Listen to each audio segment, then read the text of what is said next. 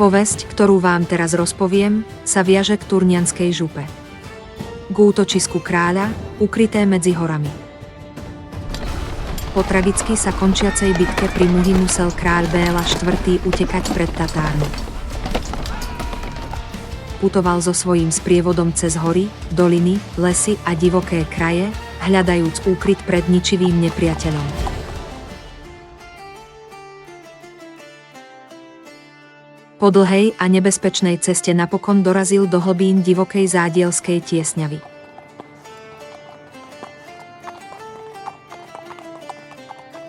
Tu pod ochranou strmých skalných stien sa ukryl v jaskyni.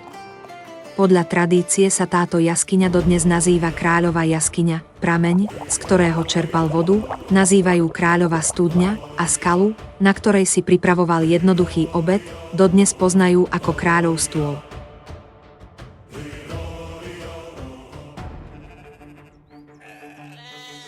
Keď sa pastier menom Matej z nedalekej Turne dopočul, že sa kráľ ukrýva v Zádielskej doline, vyhľadal ho a svojimi veselými príbehmi rozveseľoval ťažko skúšaného panovníka.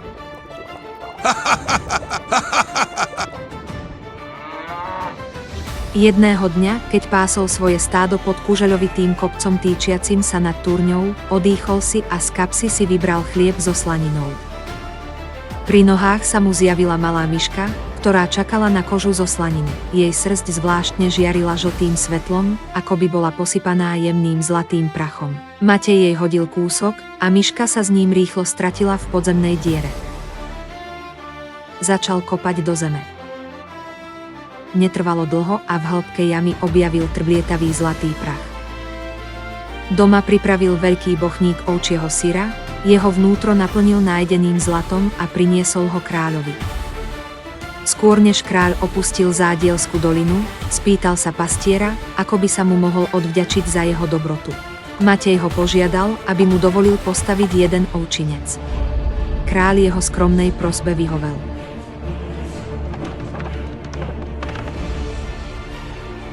No Matej nepostavil ovčinec, ale hrad na vrchu týčiacom sa nad Turňou. Hrad Turňa.